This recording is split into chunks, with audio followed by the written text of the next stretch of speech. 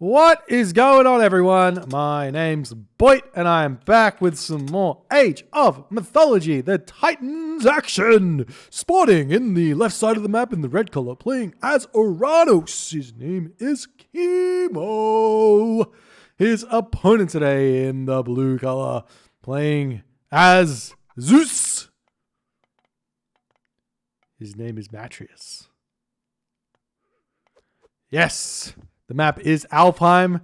This was the final of a tournament hosted by Metaplays, I believe. And I think I've gone so far 3 games without mentioning that in this series. But I believe I didn't realize it was a tournament until I realized it was a tournament. And as such, I normally just pick games that look good. And guess what? 4 out of the 5 of these games looked really, really good. So we're going to be checking out 4 of them. Sorry. That's just how it is. That's just how it is. So we have Matreiuss as Zeus, and we have Kimo as Oranos. So yes, we do have the relics over here. We've got the Ship of Fingernails. Very, very good relic. Plus 33% of a villager is roughly what Ship of Fingernails is. The gather rate is roughly at the speed of of that. Also, boots to kick everything here. This is a really, really big relic for the Oranos player to get in this matchup. It's actually quite big. And it's decent for the Zeus player to get as well here in the early game and some of the later stages in the game as well. Wedget Eye over here. The negative 10% myth unit food gold wood cost. Huge for the Greek player. Somewhat decent for the Atlantean player as well, but they're never really struggling for resources at those points generally, but it's still a good thing nonetheless. And we also have the Dwarven Calipers. Now this relic I thought worked on the destroyers, but I don't think it does. It's just straight siege weapons. So we'll see what's going to happen in this game. We normally see in the Zeus versus Oranos matchup an importance, a very, very strong importance on centaurs and how much value the Zeus player can get out of their centaur. Now, if they get a whole huge amount of value out of their centaur, then they do end up getting a fairly easy advantage here. Now, if they don't, though, the Oranos player can oftentimes find their own advantage. So we'll see how that's going to go in this game and what these players have got in store for each other. There is another option with Zeus here against Oranos, and that option would be to get themselves Athena here.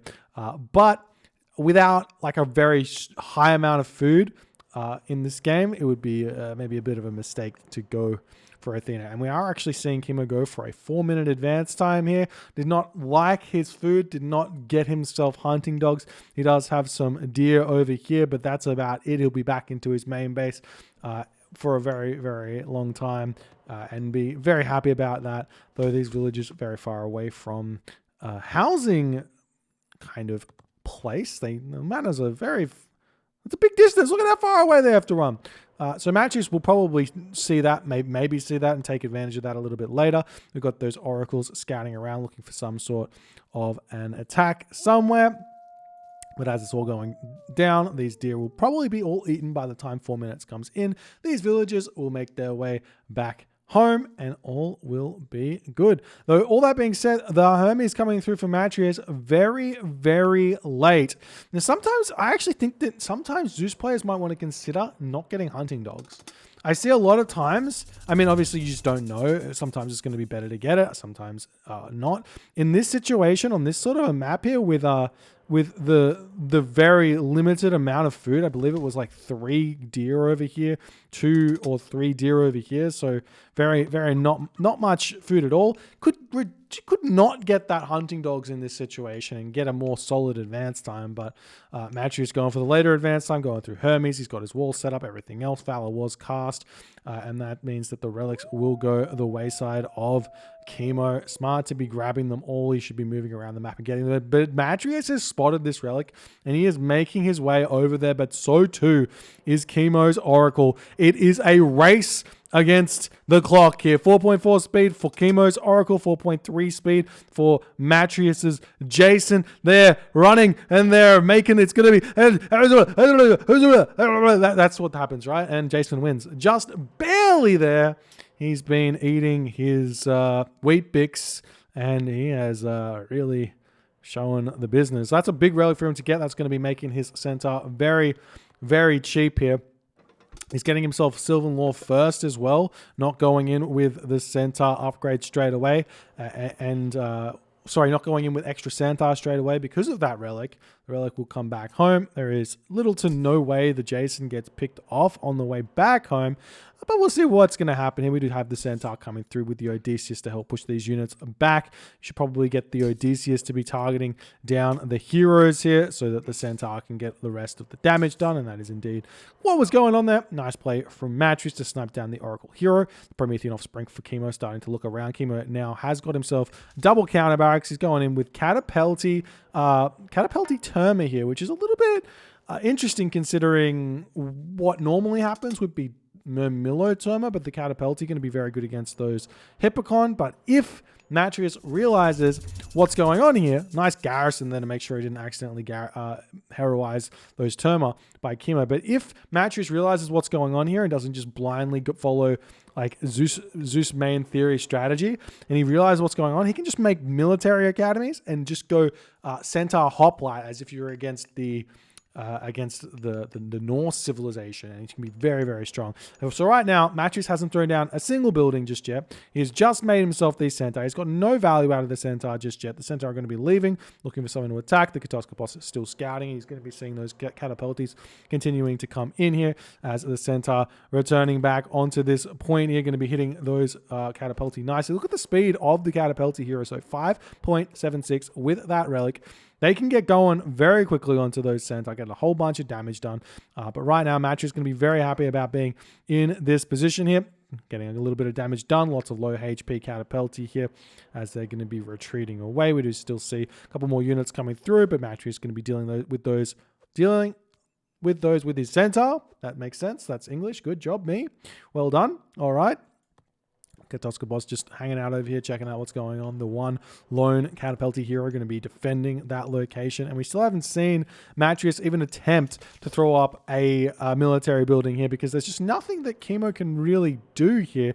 And there's no reason for Matreiuss to have to build units. It's actually interesting. Matreiuss could go for a straight centaur fast mythic here, or fast heroic, or even fast second talent center. All these options could be wild. I think the fast mythic could be very, very big here for Matreiuss, putting another villager over onto this temple. You do have to be careful because once the resources come up, or if Kimo recognizes, cancels some units, he can actually just manually heroize his units and have a very, very good time. The hero's just going to be retreating back. Centaur still looking for something to snipe over here. There are low HP units, plentiful amount of low HP units here for Matreiuss to be sniping with his centaur, and he is indeed doing that, going straight after the catapultis here. Nice play there, but this big bolt there onto that hero catapulti. Nice play from Matreiuss as he's continuing to push forward. Meanwhile, Kimo's getting himself the second town center over here. We've got the second town center for Matreiuss as well. So Matreiuss playing very, very safe here in this game as we see another Valor coming through as the hero Terma coming in. Normally, I would cast Ceasefire on this, but it looks like the centaur is going to be able to live nonetheless. 1 HP remaining here, and they're going to be getting out of here, but nice job from Matreiuss to kind of recognize exactly how much HP he was going to lose there on that centaur. Not losing any, not having to cast Ceasefire. Going to be in a good position because of it, as we're going to start seeing those farms coming down. Matreiuss is very hyper aware of how little damage he is going to be taken. He's going to have taken. Jeepers, my English is struggling. Anyways, onwards and upwards. We see a dead Promethean offspring, just about. No, he's just hanging out, and Matreiuss is going to take a little bit of damage. Dead. Good job. Farms now starting to come down on this location as well. I actually think that this is a pretty big mistake if you're going for this strategy. I mean, if you throw walls up, it's a different story. So maybe it's fine. But if you go for this strategy of just pure center, you're asking for this town center to be a point of like attack, because there's nothing around it. So if the Oranos player can put a whole bunch of pressure onto here, you're going to have a struggle time defending it, and you're going to get pushed off the farms. So you could be even more safe and just bring the villagers into your main base and farm around this town center, farm around the granary, and put walls up and everything. But with these walls here, Matreiuss should be fine. So nice preemptive walls from Matreiuss as the centaur, simply just roaming around looking for something to kill. There are some citizens that are looking mightily far away from the manor, though with 4 centaur, the question of whether or not he's going to be able to get these back does exist. So we see the centaur coming in, the villagers make a run for it, and they take 0 damage there. They manage to get back into that manor. Special attack used, no damage done. Nice reactions from Kimo. Well, given the sentry tower placement here, it's very difficult for Matreiuss to get in here and get a villager kill. So nice play there, as Matreiuss is now going to simply just go to the next age. Very, very smart. I love this play from Matreiuss. He does not need to build units. Because of how low the food is, he just doesn't need to build units. He doesn't need to fight. He just can tech. He's going for a very, very smart route here of kind of like semi-tech, semi-army, and semi-boom. He's doing like kind of all 3 of the possible things you can do in a game of Age of Mythology, and he's making it work beautifully here, though he has his armory a little bit delayed here, and I wouldn't be surprised to see anything. I would be surprised to see anything other than Apollo coming through here for Matreiuss, because what he does here effectively by doing this strategy is he gives all map control over to Kimo, which is obviously bad in a sense, but if you have Underworld, you can very easily take back some of this map control with the Underworld, and we're going to be seeing that happen very nicely here as Matreiuss. There's no reason for him to not do this. So this best strategy for him, after seeing this 3rd town center come up, he should be like, great, this is exactly what I want to have happen. But he's got no reason to not do this, and he's just going to go straight to the Mythic Age. He should have gotten up watchtowers as well, just to make sure he's not going to get pushed in on or anything like that. We do see the centaur checking out this town center as well. The resources are shooting up. We've gotten out a couple of military academies so far for Matreiuss. He is building hoplites, which I don't like at this point. I think he could just go Mythic Age. He can go Hera if he wants. He can go Hephaestus if he wants. Either or is very, very strong. This early in the game, that is. Anyways, the army retreating back for Kimo as these centaur trying to snipe some units. Going to pull back. Not going to get any damage done there. Nice play from Matreiuss, getting a little bit of a couple of shots in, but taking none in return. And hoplites now coming out very quickly for Matreiuss. I don't see a market anywhere, so it's just hanging out in the heroic age, which I like a lot less than going straight to the Mythic Age, especially with Ceasefire still up his sleeve. But the hoplites are going to be a very, very strong unit choice against this current army that Kimo's got. And Kimo really can't do anything here so far. As we do see the big shockwave there. Ceasefire?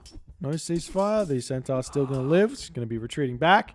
We did have ourselves medium infantry coming through there for Matreiuss as well, as he's going to slowly make his way out of this position. The units decide to turn around here. He just has to somehow snipe down all of those heroes to allow his centaur to do something here. Meanwhile, this was a very, very big push by Kimo. Matreiuss trying to get his town center. He can cast Ceasefire now if he so chooses, but he is instead deciding to take this fight for a very, very long time here. And we do see the Caraballas coming in as a counter to those hoplites as well. Another Manticore coming in as Matreiuss is moving away from those centaur into Manticore. It's a little bit less strong than the centaur because they're very easily destroyed. They're very easily killed as the town center is slowly going up, but the population differential here is 100 to 142 as Matreiuss is going to try and get his third town center. Kimo with a ton of resources in the bank. I would not be surprised to see Hyperion coming through here very, very soon as his armory just gets up. The Hyperion or Thea should be coming through very, very shortly, and it is Hyperion. There's no real surprises there. You want to have the Chaos for multiple reasons. So first reason is for the Colossus, potential Colossus here. So you can actually do a thing where if your plan against the Zeus player is to Tartarian Gate timing, it's you hold onto the Chaos until you cast the Tartarian Gate, and then once the Colossus comes in to kill the Tartarian Gate, you cast Chaos, and then that not only picks off the Colossus, but any other units around there, causes even more of a nuisance in your opponent's base, as we do see the Olympic parentage coming through for Matreiuss. Now, that's not the only thing you can do. You can cast Chaos as a bit of a timing, take down one of these Nemean Lions, not Nemean Lions, Manticores here. I think they're Nemean Lions because they kind of have a bit of a funny face in that regard, but we see the hoplites coming through right now. The villagers getting pulled off of the gold mine. The hoplites should jump straight onto that town center. This is going to be a lot of damage to come in onto this position. We'll see if Hyperion pops, how quick Matreiuss reacts and drops those Manticore back into his base. Looks like he's not going to be close enough to it, and we might... Are we going to see the Chaos? Surely Chaos here. Chaos would be huge. Oh, there's the Chaos, but he does miss the myth units there, it seems, as the town center in the end does end up falling, and Matreiuss is going to be retreating back. I wonder if he decides to come over and kill this town center now that this is down. Let the underworld fall, make a big push over here onto this town center and take it down. Instead, he's deciding to push out here. He's going to fight this one right now. Those Kyroballister in the back going to be doing a whole bunch of damage to the nothing but heavy hoplites coming through. They are heavy hoplites, and they're going to be a very, very strong unit choice against this army nonetheless, as it is looking like Kimo going to have to push back here, or is getting pushed back here. Town center going up, but going to get denied by these hoplites, it seems, very, very quickly, as Kimo is still trying to figure out a way forward in this game. I don't see him with any palace anywhere, no attempt at moving into a destroyer army. He's getting out those Murmillo as best as he can to deal with his opponent's hoplites. He's got those Kyroballister in the back, which are going to do a serious amount of damage to the hoplites. However, the Kyroballister die quickly too, and you have to keep them alive for them to get their value, but it's just not happening here, as Matreiuss is sitting very close to his 145 of 145 population, and Kimo is falling very fast on the population, though he does have a lot of resources in the bank, so we'll see what he's going to be able to do with that. Matreiuss's upgrades right now is severely lacking in some of those upgrades, and he's shorted himself a lot of gold here. Definitely should consider getting the shaft mine upgrade as soon as he possibly can, as well as irrigation here can be very, very helpful in this stage of the game if he wants to kind of continue fighting in the heroic age, which we see sometimes as the hoplites are now going to start moving in over here. Going to start taking down these manors. 2 citizen kills very, very well. A very big potential for these to both fall, as Kimo is a little bit preoccupied elsewhere on the map, as we are seeing some Hapaspers come in to try and deal with those heavy Murmillo. And these 2 citizens still attempting to retreat away from this position will indeed get taken out. And there they go. I would love to see an attempt here from Matreiuss to target this town center down. He's got fortified town centers. He doesn't have masons. It will fall very quickly against these heavy hoplites. And he is indeed making his way over to take this town center down. Kimo's at 125 or 140 population. His army is out of position trying to deal with the Manticore that is on this location here. Absolutely doing work here. Palace getting thrown up. The army of Kimo coming in behind to try and take these heavy hoplites down, but the town center is going down incredibly fast here. A huge shockwave from Kimo coming in to try and keep this town center alive. Matreiuss doesn't care. He's going to come back, take the losses, kill the town center, and he can take this fight for days. He's got heaps of resources in the bank. His military facilities are running pretty hot. He's got a whole bunch of them. He's starting to make some toxotes now as the citizens getting pushed back off of this location. More units coming in from behind for Matreiuss as the hoplites are ready to start getting on top of those heavy Arcus. Now, you might ask yourself, how does hoplites beat this army comp? Now, the thing is, if the hoplites can get onto the Arcus, they actually win the fight in a 1 versus 1 kind of fight. So basically, if you get all the DPS of a bunch of hoplites and all the DPS from a bunch of Arcus and you just even it out, the hoplites do actually end up winning, even though the Arcus are supposed to counter hoplites. But in practicality, the damage that the Arcus do while the hoplites are moving in seems to be enough. But here it's seemingly looking like Matreiuss has managed to push Kimo back. We see Hecate coming through, Irrigation coming through for Kimo as well. He needs to somehow find himself a town center here, because sitting 115 population or 120 population even against a Zeus 145 population or 160 population going on 180 population here is going to be incredibly difficult. Now, one thing that Matreiuss can do here as well is predict Hecate's coming through and be ready to send those hoplites back home to take it out. We do see a whole bunch of units making their way over onto this settlement, utilizing the sky passage over here to get that side raid coming in. But this will alert Matreiuss to the presence of villagers on this location. The villagers can make a run for it through the sky passage. Shouldn't be too hard.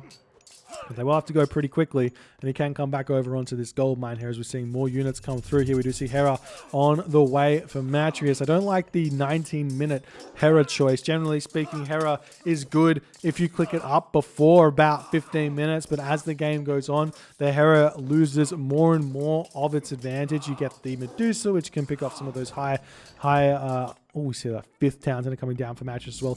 The Hera can take down a couple of units with the Lightning Storm. The Medusa can kill off some high-value units like potentially the Hecagantes, but generally speaking, Zeus, the Oranos is not going to get that. So we do see the Destroyer coming in onto this position, going to be looking to hit a Tartarian Gate in the base of Matreiuss. Matreiuss got a couple of units already over here to disallow that, as we do see the Lampede coming in, going to be helping out a lot as well. And here comes the Heracles onto the Lampede. Going to do a whole bunch of damage, but will in the end fall, it seems. No, he manages to pick that one off as the damage is done. The units all fall here. We still haven't seen this Destroyer getting the Tartarian Gate down, as he does decide to chuck the Tartarian Gate up right next to all of these military academies. The units are going to be doing so much damage. You see the town center going up here as well as Matreiuss. He's got a lot of population, but too much, not enough economy really to be supporting everything here. So he's in the Mythic Age right now, and in that moment, Kimo does decide to tap out. Matreiuss too active on the map. A very, very nicely executed 2-town center, like kind of fast, I'd say semi-fast, heroic in a way, into mass heavy Murmillo to deal with the Catapulti, Terma, Chiroballista type composition here from Kimo. Kimo was playing a little bit metagamey here in that he expected Matreiuss to go Hippocon, Hoplite, center, and in the end it did not work out for Kimo one iota. He definitely needed to think about getting himself those Murmillo out in this matchup, and there is a reason for that, because you can put much more pressure onto your opponent. You can move very quick. Those Murmillo do a lot more damage against your opponent, but in the end of the day here, Zeus does get the dub in this matchup. GG, well played by Matreiuss, getting a win. If you guys enjoyed this game, please consider hitting the follow on the Twitch. If you're on the YouTubes, hit that subscribe button, and I will see you guys in the next game.